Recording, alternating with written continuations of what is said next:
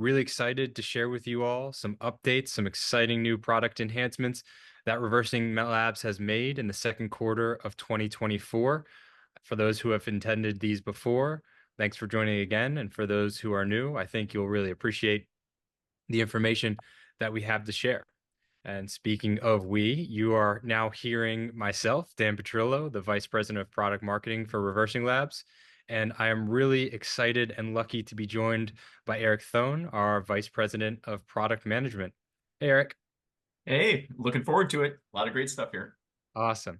All right, so the poll is closed and we are ready to kick things off. Thank you all for participating in that. That gives us a sense of what you're here for to help us tailor the talk to your needs. So, speaking of, here is the agenda. We'll start with a little bit of an introduction to Reversing Labs very quickly. Then we'll talk about the evolution of our malware analysis and threat hunting side of the business. And if you ever hear us say math, we're referring to malware analysis and threat hunting. Which leads me to the next one, which is what's new in math. Erik's going to show you some really cool enhancements to our malware analysis and threat hunting components that our customers can enjoy today. Next, I'll provide a little bit of an update on software supply chain security, and then we'll offer what's new in that realm as well, what's new in SSCS. Finally, we'll conclude with what's coming up from both a product, webinar, and event perspective, and then we'll close with some questions. And with that, I'll kick things off. First, Reversing Labs at a glance. We are really proud to host the world's largest searchable threat repository. It's actually 8 times larger than our nearest competitor. This allows us to provide really rich threat intelligence information to our customers directly. And also something that folks might not know is we also are providing this through over 60 cybersecurity companies that trust Reversing Labs.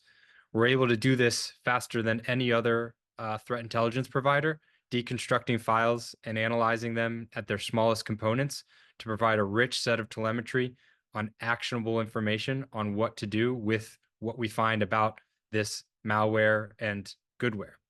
We have 300 employees globally. I'm currently here in our Boston located headquarters. You might notice the nice brick background behind me. That's in Cambridge, Massachusetts. We're a 5-star rated partner program. We're recognized for SSCS solution by Gartner.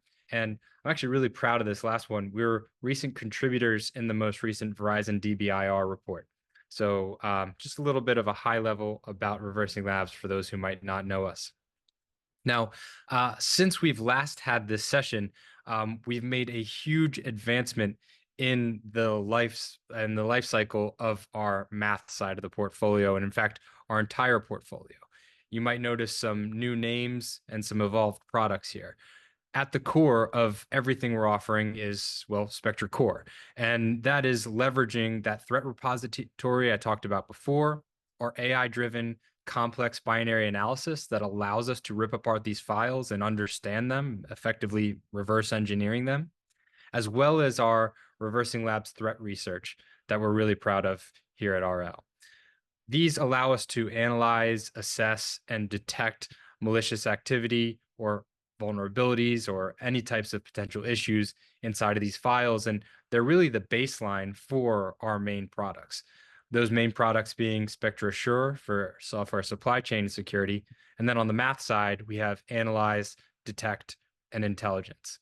And here at RL, we recognize that security vendors have a stack of tools that they need to leverage every day, and they really need to play nicely with each other, integrate, and form a comprehensive tech stack. And for that reason, we hold in very high importance our APIs and integrations, of which you can see some across the top. Now, I mentioned we've evolved our portfolio into a unified platform that is called Spectra.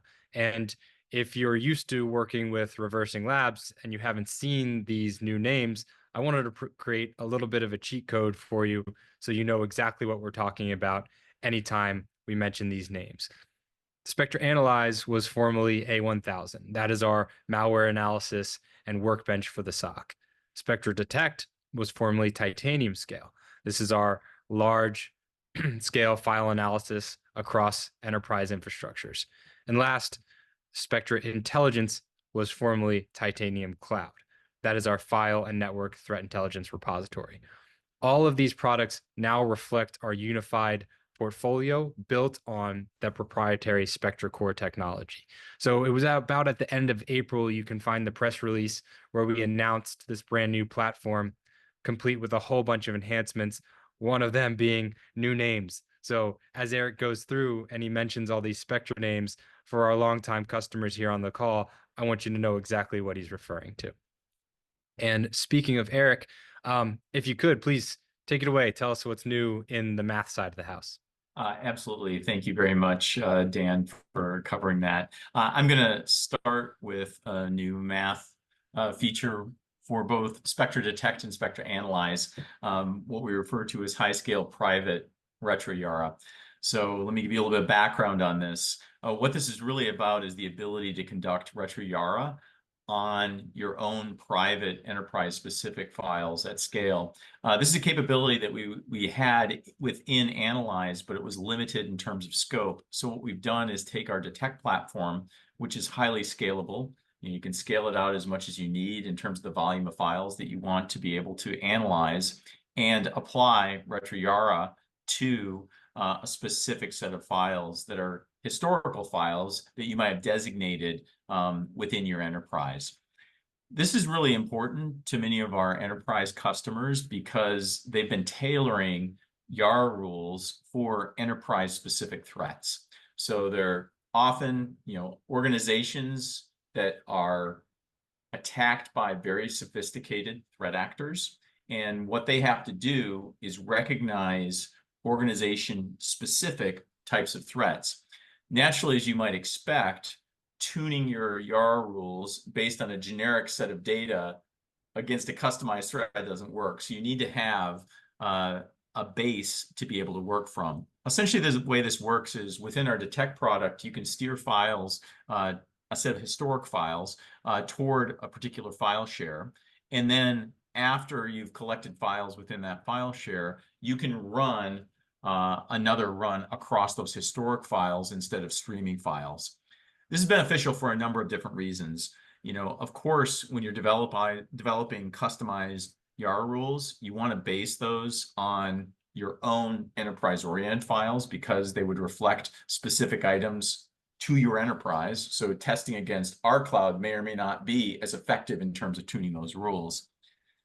Oftentimes, what happens in an incident response is that you want to look backwards. You've discovered that something is a new threat, and you might develop a Yara rule against that new threat. Now you want to go back maybe over 90 days to see, did that threat actually occur before I discovered it? So this type of functionality is very useful to complete an incident response, to understand the historical implications of a new and emerging threat. And then finally, this creates a lot of operational efficiency for our customers that do this, because now what they can do is tune against their own enterprise-specific files. We still encourage customers to work against our cloud. That's a very valuable resource in terms of developing Yara rules. We have this massive cloud of all these different files, but it's a great complement to be able to work against files within your organization as well. And this can all be done privately within your corpus, within your enterprise, and we have a number of different deployment options for this. So expanding this has been a great opportunity driven by customer demand in several of our most engaged customers to be able to realize this capability. And so now we're going to be able to deliver it to the market. So we're quite excited about it. We already have a few customers that are testing this right now, and a number of customers are likely to scale this out even further. So it's a really exciting capability. The way it works is it's Detect executes the rule. Analyze is the platform where you write and initiate things. So you sort of have an interface through Analyze, and then Detect executes it, and it can span out to be able to cover as much as you want in terms of the historical data sets. So that's the first capability. Maybe go forward to the next math capability that we're highlighting this quarter. Sure. Thanks, Erik. That's an awesome feature. Really excited about that one. Absolutely. The next area where we've been focusing on for a few quarters is related to networking data. And in particular with Spectra Analyze, which is our graphical user interface to be able to analyze files and actually access a lot of the data that we have within our cloud. we've now added what we call a network summary page. And this is really a single pane where you can get a comprehensive set of network threat analysis with definitive classification and supporting results. And the reason this is so important is that while we often focus on files, the networking URLs, domains, IPs, those are the things that often represent critical threat infiltration or exfiltration associated with those files. And so oftentimes these are either IOCs or they might be part of your threat investigation associated with particular threats. And what we found is that we actually have a very rich set of data by virtue of the way in which we analyze files. So in our case, we perform this advanced binary analysis in each file. We can extract all sorts of IOCs from it.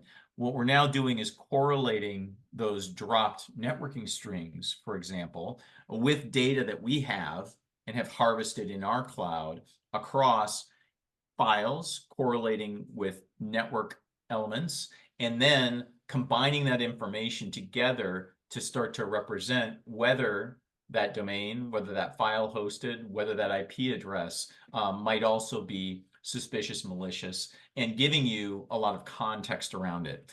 So this is really important because what we find is that there's operational savings because we've automated a lot of this together. For those of you that are very familiar with our products, when you look at classification, we provide a definitive classification, and we have algorithms that are tuned to take data from lots of different sources to come up with a final classification associated with the file. We're now doing the same thing on these networking items as well. So you can see at the top in the screenshot, there's a final classification associated in this case with this particular URL. The same thing will apply across the rest of the elements. So doing that in an automated fashion, in a trusted way from ReversingLabs, simplifies a lot of these investigations and makes it a lot faster for our customers. This is also a way to detect new threats. In many cases, what we find is if you look at sort of competing solutions here related to network threat intelligence, they have some data. One of the things that we do very well at ReversingLabs is comprehensively analyze files. And then if we go to a particular networking domain, we will download sets of files and can look at classification of those files very reliably. If there are bad files at a domain, that can often be an indication of the quality of the domain as well. So we have enrichment related to this networking that's very unique relative to many other competitors out there. So we have insights that can be different than some of the other sources. By combining that together, we can often identify threats in a different way than others might be able to. And so that becomes a differentiator in terms of detecting new threats. Finally, by consolidating a whole bunch of this information in a single place, it's very easy then for our customers to be able to investigate particular networking items that might be important related to an incident or maybe prescriptive items related to domains that they might have to include at one point. And you can see in the display to the right, we'll do this fairly comprehensively where you might look up a URL, but we can also give you insight into both the domain and potentially associated IPs as well. So you sort of get a global view of the networking data in one place, and that allows you to make a more comprehensive investigation. With many of these networking items, there's definitely an ephemeral characteristic associated with them. So correlating many different sets of data can be very important in understanding whether they represent a threat. So we find this to be very complementary to what we do with individual files, and a lot of our customers have asked for capabilities like this. So you're starting to see this coalesce into something that will be very useful within these sort of investigation and analysis workflows. So we're very excited with this. This is complemented by many of our API surfaces that exist to provide a lot of this information as well. So it's up in our cloud. We're just showing here in terms of the capabilities that we've added to correlate this all together within our Analyze product. So that's some of the networking capabilities. All right. Cool. This looks like it'll save analysts a lot of time when time is at a premium. Absolutely. I mean, having it sort of at your fingertips is really important. And then further, eventually being able to pivot between this associated files and other networking strings that you might have come up with becomes very important. So we have a vision towards, combining all this and continuing to enrich across the platform. Cool. Let's see if you go forward to the next one. The next math feature that we wanted to highlight applies both to analyze and intelligence. So analyze, that graphical interface where you're investigating, and intelligence, essentially our cloud corpus of data that has an API surface that you can access, is to expand the ability to be able to find things within our cloud or locally within your own corpus as well. But especially for our cloud, as Dan was highlighting, it's a huge amount of data that has all sorts of wonderful metadata. It is indexed a number of different ways. It's important that our customers figure out how to unlock that. And we have a lot of different techniques to get there. Broadly refer to this as advanced search within our capabilities. But simplifying that, we think, is a really important way to allow customers to unlock more value from that. So one of the things that we're doing today, and this is an ongoing exercise, is to expand the way in which you search within our interfaces to use familiar keywords, both industry-wide, but also from other platforms. So it's very easy for someone that might be moving between platforms to use the same sorts of search queries. And this applies both to, like I said, the local corpus you might have within your Analyze platform, as well as to our cloud corpus. So it applies across the board, and we have consistency there. And you can see a couple of categories of what we're rolling out here on the right-hand side. We add some aliases back to things we already have that may not be as familiar in terms of terms. So now we try and add aliases that might be familiar to people in the industry. And then we also, within a number of different groups, add a number of different keywords to be able to unlock metadata in certain cases. This is so important because either during incident response, investigation, or hunting, you're often looking for a key piece of metadata, or you have a particular characteristic and you're pivoting from that to find other things. So having the ability to search quickly and find other examples of it is critically important.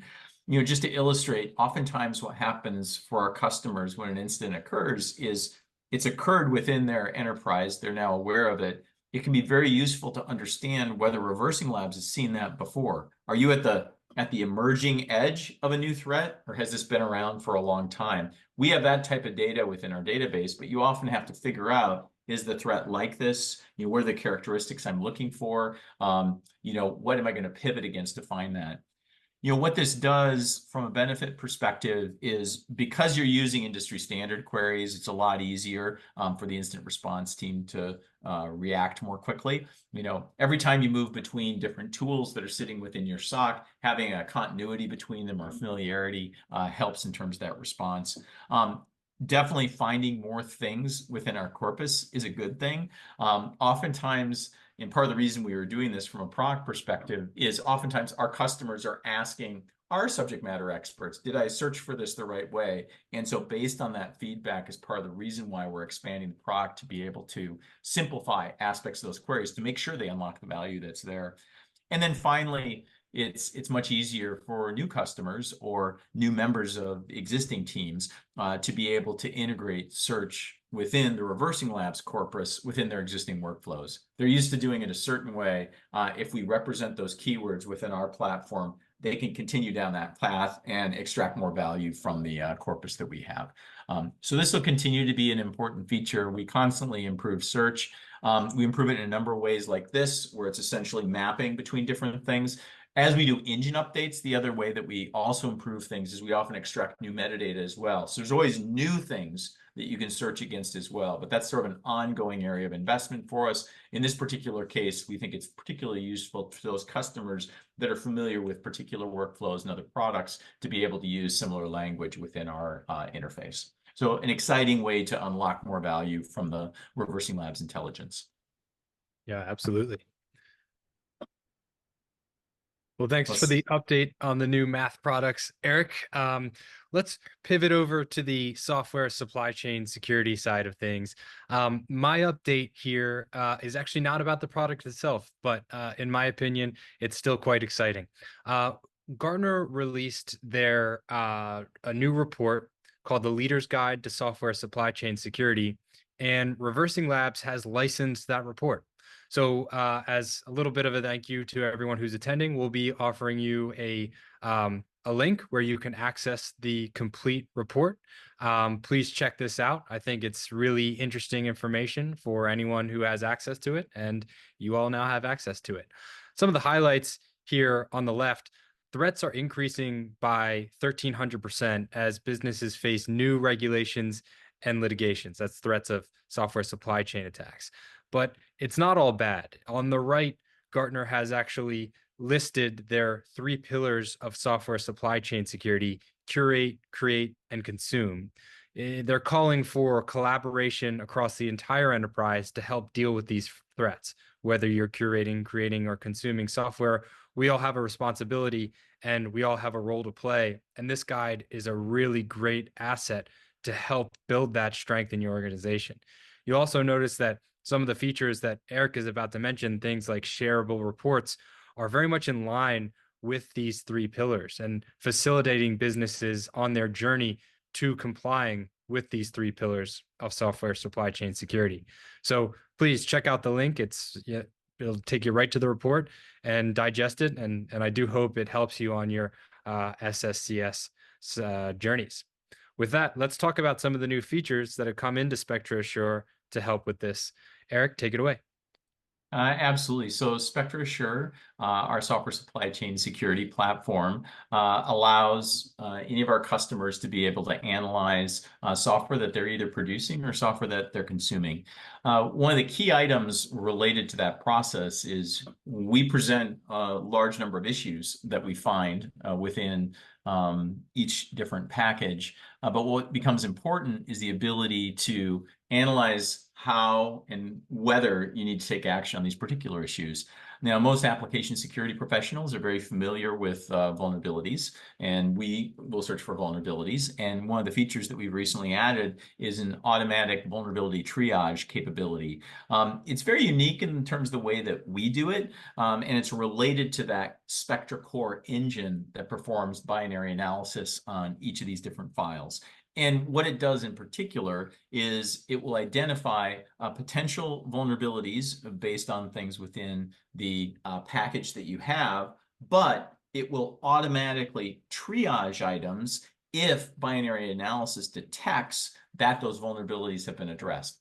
So, for instance, you might have a case where a manifest might indicate a particular version of a dependency, but in the binary file, we actually find a newer version that mitigates that vulnerability. That binary analysis can be used to automatically mitigate against that.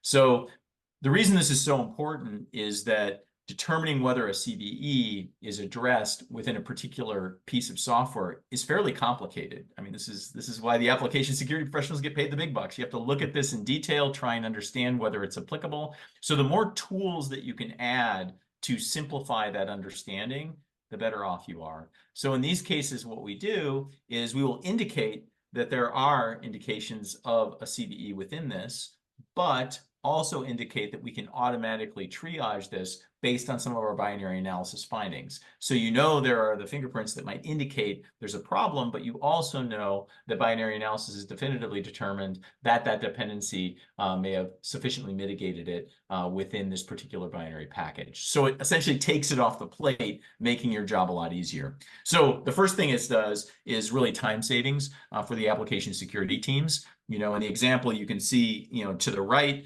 you know, we might order the vulnerabilities by CVSS score, and then you start to walk down this list. And if you see something has already been triaged by this, you can focus on the other ones. You know, so it's saving you time in terms of allowing you to figure out how to prioritize things. That really impacts your development organization. They don't have to waste their time sorting through differences or discrepancies that might exist between what they think is in the package and what's actually in the package. And this gets fundamentally back to our compelling value proposition associated with checking the final binary. The package that you send at the end of the day, understanding exactly what's in it, is critically important. You might think one thing's in it, and the way you build it might put some other things in it. By doing binary analysis on that final package, you can have a definitive answer on what's in there. And so this is an example of that, where you determine within what we're shipping out to people, this is resolved, so your developers don't have to waste time on it.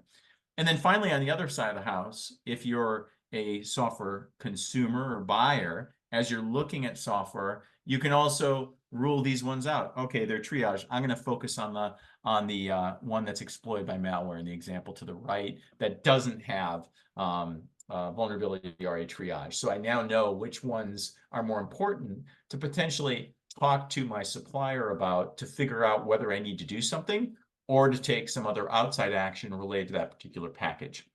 So a lot of our customers ask for capabilities like this.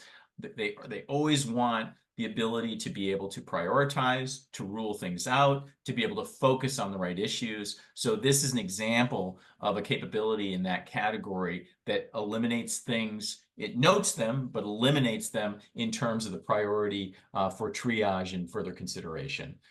We'll continue to invest in areas like this to be able to simplify in as many ways as possible. There's actually a lot of rich possibilities for us by virtue of that SpectraCore engine, because we collect a lot of data that other solutions don't have, and that'll continue. You'll see how that will continue to differentiate us in the market in terms of identifying examples like this that you may not have to spend time triaging against. So a really exciting capability. We'll continue to build on it as we go forward as well. Yeah, definitely. I see huge value in the create and consume pillars that we'll learn more about as we read that document. And actually, we got a webinar on that coming up too. Thanks, Erik. Let's talk about the next one. Yeah, and this ties to the use case we were just talking about, and ties to the examples that you were mentioning from the Gartner report. And we call this shareable report workflows. And on the right-hand side, it's sort of showing within our portal how these work. But the basic idea is a user of Spectra Assure, after they analyze something, can now share results from that report with non-users.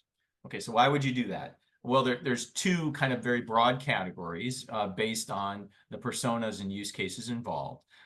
As a software consumer, this is your consumer pillar inside that Gartner thing, you just scan something, you found a problem, what's going on? Well, often what has to happen is you have to ask someone that was producing the software, is this really an issue or not? You know, I see log4j might be here. Is that actually an exposure for me or not? You have to ask that question.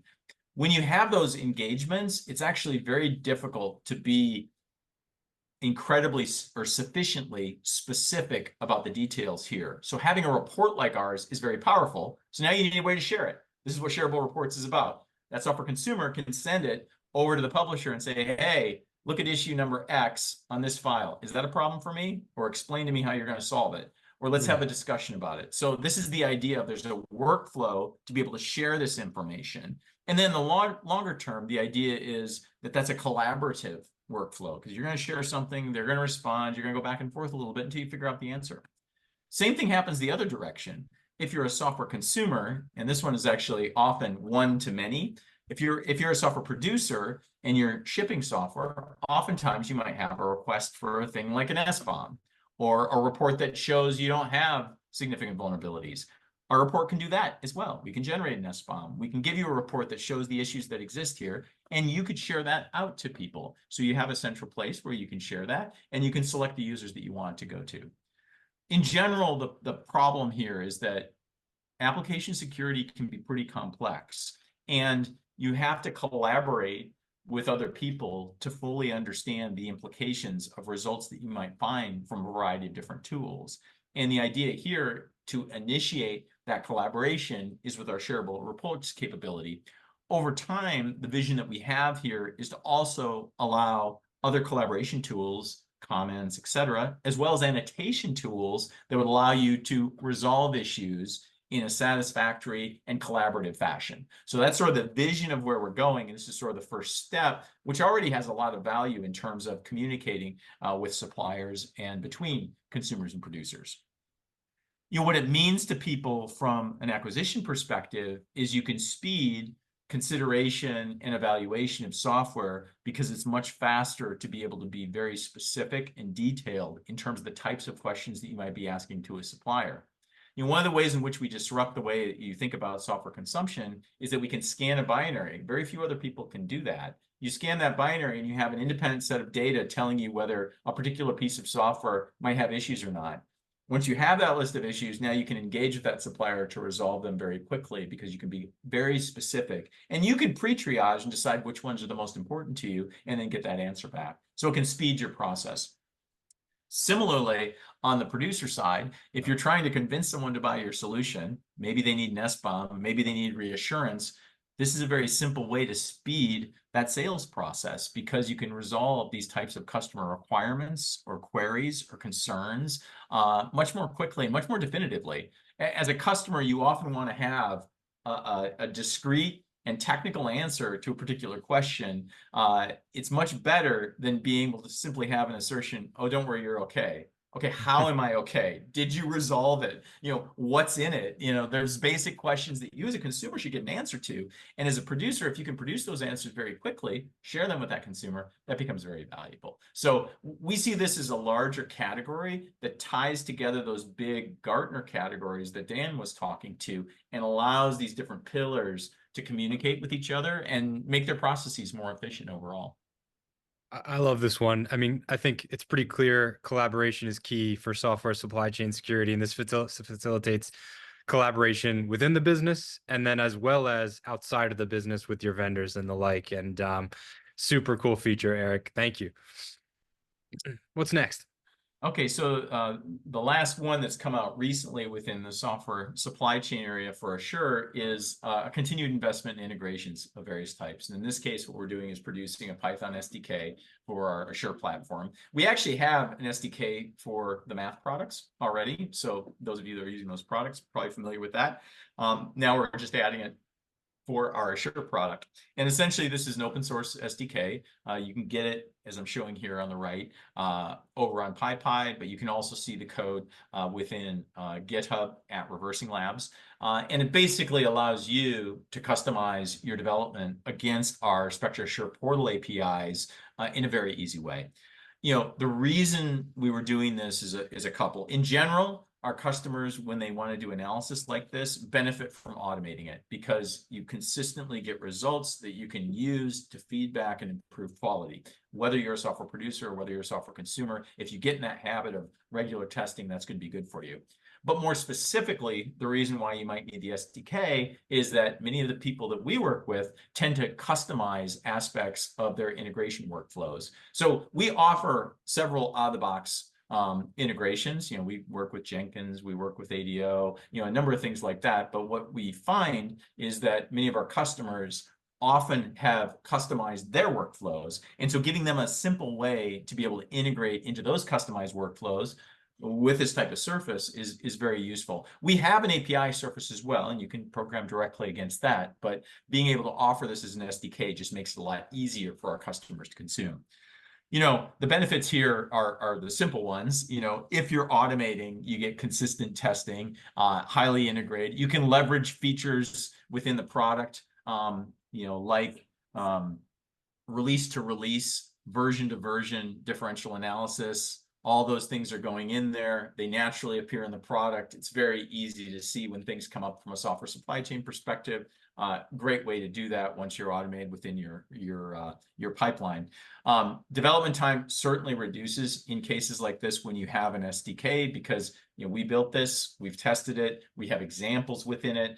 So it's a great place for people to start from. It's not from zero, just looking at an API spec. You sort of have some good examples to do. And then the final one, especially for these custom workflows, is that for the organizations that do this, by going into their custom workflows, we're essentially seamless. We often become another element within a broader set of testing or metrics that they might have. So it's much less disruptive for those organizations. It's just seamless. It's another set of information that appears as their application security professionals start to evaluate different pieces of software. So we're excited about this. We'll continue to upgrade this as we add APIs to our portal surface. And so you'll be able to continue to just pull this SDK. So we expect it to continue to expand in the same way that we've done over on the math side. And we think we'll see quite a bit of pickup on it. When we look at the math side, the SDK, the Python SDK is actually one of our most popular integrations. So we expect a similar thing on the SSCS side as well. Awesome. Thanks, Erik. I think if there's a theme that ties all these together, it's feedback. You and your team do such a great job of pulling feedback from the users of these products and the practitioners who are, using them as they're intended and implementing them on short order into the product. So I know I appreciate that. So Well, and we like it too, to be able to see that people are downloading things, using things, give us feedback on what you want, what you need, what's missing. We want to make it better, and that's what we're here for. So, we always appreciate any feedback that any customers or prospects, for that matter, can give us. That makes our product better. Speaking of like kind of what's coming though, if you go to the next slide, we can talk about what we also see coming on the roadmap across both sets of products. And this is kind of focused probably in the next quarter or so. Exact timelines are still being worked out since we're pretty early in the quarter right now. But for math, there's a couple big use cases that I think are of interest here. The first one is basically expanding the way in which we can consume files within the platform. Our Spectre Detect platform is designed to scale out and to take files in an automatic way from some source, analyze them, and then give you some definitive results, or send those files a different place or take an action of some sort. Where you get those files from depends. One of the ways a number of our customers like to get those files is coming right off the network. So we're in the process of developing an ICAP connector. This is fairly generic, can apply to a number of different integration points within networks. We actually support some of this today on very specific platforms. So this is sort of extending that support and that use case to be a more use for people that might be pulling files right off the network. So that's an exciting one. We already have some initial prototypes, and we're testing with some preliminary customers right now, but this will expand out to the product over time as we refine some of our testing and implementation. So we're pretty excited about that. That sort of adds another option within that Swiss Army knife of things that we can connect to. So that's something we continue to do over time. The next one within Analyze ties to that Yara theme that we were talking about earlier. We have a lot of Yara customers, a lot of capabilities within our platform to realize Yara, whether it's in real time or retroactively. But one of the things that people do with Yara is, they share. And it's a great way to be able to increase your security efficacy is to learn from others, pull from other areas. Today, we allow you to pull Yara rules in from a variety of really common sources, but what we'll be expanding to is to take it from other repositories as well. So it gives you more flexibility in terms of importing Yara rules. Within the product, we have a workflow to allow you to import, test, modify, etc. But a lot of times when people are iterating on Yara rules, they're going to get it from somewhere else or store it somewhere else that they might have under version control, be able to bring into the product and then test further. And you can plug it right into that retro Yara capability we were talking about before if you have that, either within Analyze or also within Detect potentially. You'll see this interface though within Analyze because that's the primary way you interact with Yara rules within the product. The final one over on the right, on the math side, to highlight is what we call advanced egress filtering. So if you think about Detect, it takes files in from those interfaces like ICAP, storage, etc. In high volume typically. It analyzes those and it'll come up with a classification determination and generate a set of metadata. If you think about that retro Yara use case, for example, a lot of times you want to do something with a certain set of files. If I have files that are suspicious, or if I have files of this type, or if I have files with these three characteristics, I'd like to store them here for further investigation. I'd like to send them over here. Right now, we have relatively simple filters on the output of Detect. And so the idea here is to expand those to be able to filter in other ways. So for instance, in your example of retro Yara, maybe you want to be able to egress filter all just exe files, or maybe you want to egress filter because you have particular interest in a set of Mac files. So you could start to think about applying different filters here. This is a capability that will improve over time. So we're creating the first infrastructure to be able to realize a set of filtering here. We will continue to advance that. So it'll be a gradual buildup. But the idea is that it gives you more control over what happens at the output of Spectre Detect, and then gives you more flexibility in terms of your automated file processing pipelines. Again, this is an example feature that was driven by a customer request. So we're working with a couple customers related to this. But as many of these things come up, an initial customer talks about it, then you start to realize how applicable it could be to many others, and how it kind of opens up other use cases as well, which is really interesting when we start to think about that. We often think about many of the capabilities that we have within the portfolio as being tiers of analysis, and we have flexibility in terms of offering them. So if you just want to look up a hash, we can do that against our cloud. If you want to analyze the file at volume, you can do that against using the detect solution. If you want to deeply investigate and pivot, you then can go over to that analyze solution. So having ways to create workflows between these different solutions is very powerful to many of the teams that are investigating things. And so this egress filtering fits into that model of deciding what to forward to the next stage. So a couple of things coming on the mass side we're excited about. We'll give you more details in the coming couple months. Yeah, cool. Thanks, Erik. So let's hear about what's coming on software supply chain for Spectre Assure. Yeah, for Spectre Assure, some really exciting stuff. Cyclone DX in version 1.6 is going to start to support a variety of other what they call X bombs. But one of the ones that's particularly interesting, both because of the types of threats that exist today, but just because it's an emerging area, is to be able to support what's called the AI or ML bomb. So this basically can give you insight into some of those large LLM models that many organizations are starting to bring in to their enterprise. So, from the outside, someone has this huge model, gigabytes of data.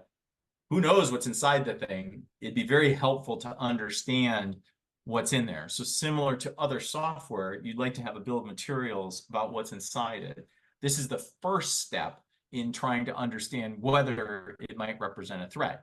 You'd have the list of what's in there, then you look at each of those things inside there and decide if there might be a problem.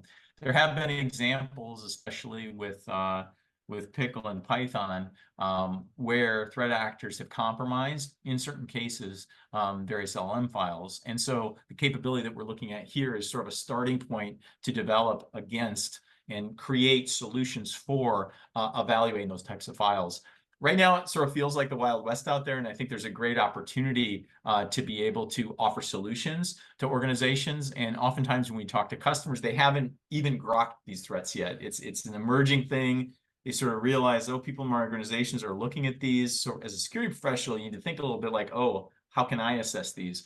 One of the reasons that both this and the next thing I'll talk about are very differentiable for ReversingLabs is because they often are very large files as well. So a solution that can analyze something that's huge is actually a critical capability. So that applies to things like these large models. It also applies to the next category, virtual machine support. So in both these cases, oftentimes our customers have asked us about supporting files that are many, many gigabytes.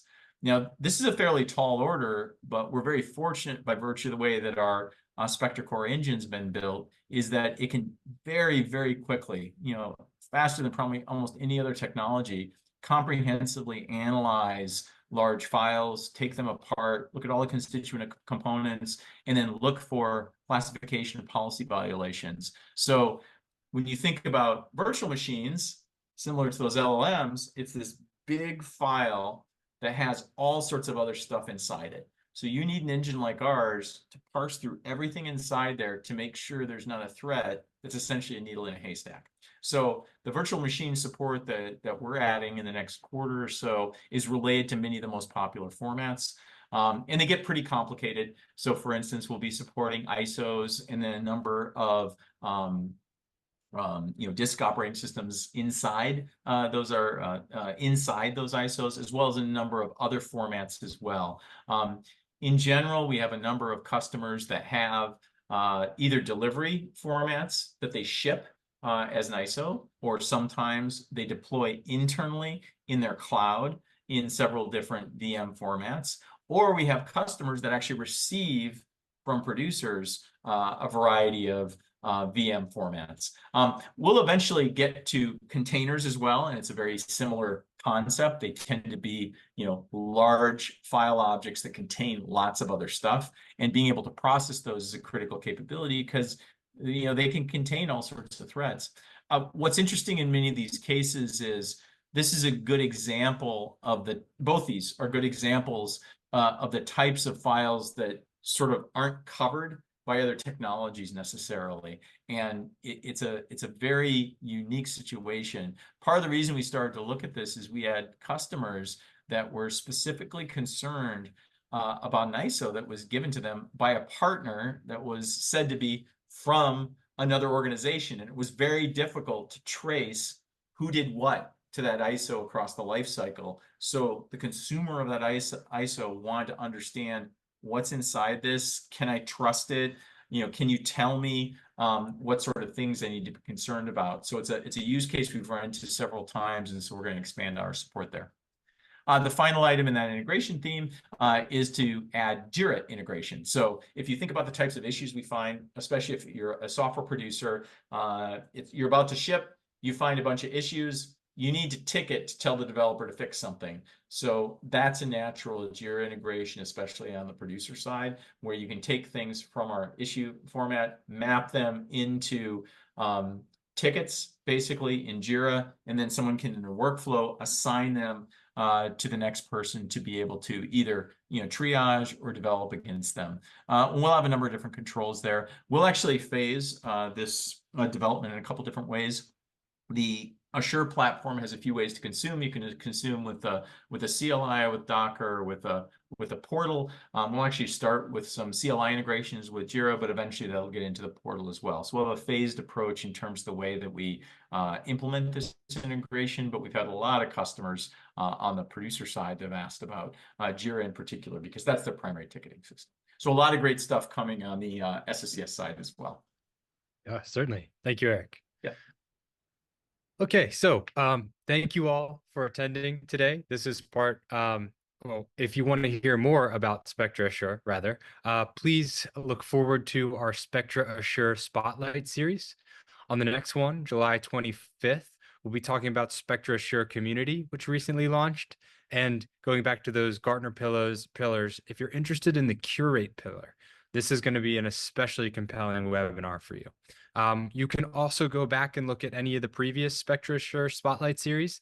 You can check out how we verify secure releases with version differential analysis, as well as assess third-party risk without the need for source code. Additionally, we have some more webinars coming up. Next, we're really excited to be hosting Steve Springett. He's the chair of Cyclone DX SBOM standard at OWASP. So as Erik mentioned, we're building our support for this. And as someone who is heading this up from an OWASP perspective, his insights are going to be really valuable. You also see me again, like it or not, a session with our Chief Trust Officer, Sasha, where we'll be diving into the report that you all have received for attending this webinar. If you want to see us in person, I know I'll be there in Vegas on August 7th and 8th. Please come by our booth, 2660. We'll have Oreos, we'll have stickers, we'll have, I believe, backpacks, but those are special. You'll have to join us for a demo for those, but I promise you it'll be worth your while. Please do come to this event. We'd love to see you there and walk you through some of these things we've been showing you. And with that, we have concluded the content that we wanted to share with you all. I'd like to open it up for any questions that might be coming in. I've got to find the Q&A section here real fast. Here it is. Okay, great. The first question is, I have to be providing SBOMs for all of the software that I consume. Does your product provide this, or do they just do the analysis? That's a great question. When I was talking about the report sharing, we do have a method to be able to share SBOMs, and we support SBOMs in two formats: Cyclone DX, you had the webinar coming up, as well as SPDX. So we support it both ways. For that buyer or consumer use case in particular, getting SBOMs, at least from what our customers have told us, can be very, very challenging. I had one very large customer I spoke with said they ask for SBOMs all the time. They get them about 30% of the time. And this is someone that had massive amount of leverage. Like I was shocked that their vendors weren't giving it to them. What's so nice about our solution is because we can produce an SBOM based on the binary, you don't have to necessarily ask for it. you can create it yourself, and then you could export it in the use case I think you're referring, either into a file share or another tool that you might want to or are required to manage SBOMs with. So that particular use case of buying software and not getting SBOMs is one that's very compelling with our solution. Other solutions, when they do SBOM analysis, tend to either require source code, which oftentimes someone that's the consumer of software is never going to get. Or in some cases, when they might do binary analysis, they might need debug symbols, which are also something that are typically not provided to buyers of software. So it's a very interesting use case for us because it can check a box for companies that have compliance in this area and want to mitigate their risk without having to browbeat all their vendors to get it, or in cases where they simply can't get it from those vendors, be able to generate it on their own. Cool. And I suspect that these vendors are actively shipping a new SBOM every time they update their software either, right? So you can just get Well, the and that's a great use case. When we talk about the software lifecycle, especially for buyers, you think about, you might be looking for an SBOM when you're considering multiple vendors. That might be useful as part of your procurement. On initial deployment, you'd like to know before you deploy, but the one that often gets lost in everything else is each time you upgrade, something can change. That was the SolarWinds scenario. People were running things, they upgraded, and then they were compromised on a particular upgrade. So security diligence would really say you should, each time you deploy a different version, be able to look at what the risks are associated with this and be able to generate something like an SBOM each time. cool. So not only do you get it from us, but you get everything that you would want to glean from it, like risks Well, associated. and that's really the other important thing that's so significant from our report. From our point of view, the SBOM is only the starting point. Mm, It tells you what's there, but the important thing is what's there a risk? That's what you really need to assess. You can do that manually yourself, but why not use a tool that's actually going to do that for you? It'll auto triage things, it'll prioritize things, then you can just go down the list and figure out what's the most important thing and make an informed risk decision before you deploy or before you ship your software. that's awesome. Thanks, Eric. It looks like we have one more question here, and this was nice and balanced. This one's on the math side of the house. Do you do any MITRE mapping? That's a key part of our organization's threat analysis. Absolutely. So many organizations will use MITRE as a reference point for both, training their incident response teams, but then also classifying many aspects of it. Through the Analyze interface, we actually have a tab that essentially maps individual threats into the MITRE attack framework. So it's pretty easy to take that, and then oftentimes that becomes a template for actions that a team might take. Some of that same information is available through intelligence as well, if you prefer to access it that way. Most of the times in the SOC, people are interfacing through Analyze for that type of investigation. So it's really easy. We use the standard visualization where you just turn on the different elements across the MITRE framework. So a lot of the SOC teams will use that and then sort of execute their incident response based on how that might map. Some of our customers will use MITRE. Other customers have their own frameworks or customize their framework. That information is available to anybody, but it's very easy to visualize because that's a very common framework that organizations will use. Cool. Yeah, I'm a MITRE nerd myself, and I really appreciate that once you see the technique, you can pivot directly to mitigations. So then not only what's going on here, but what you can do about it. Really powerful stuff.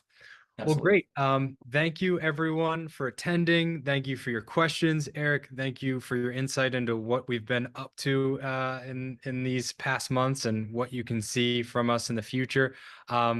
Again, you will have access to this report afterwards, or this webinar rather, recorded, as well as a handful of assets that we'll be sharing with you. Stay safe out there, folks, and see you next time. Thanks very much.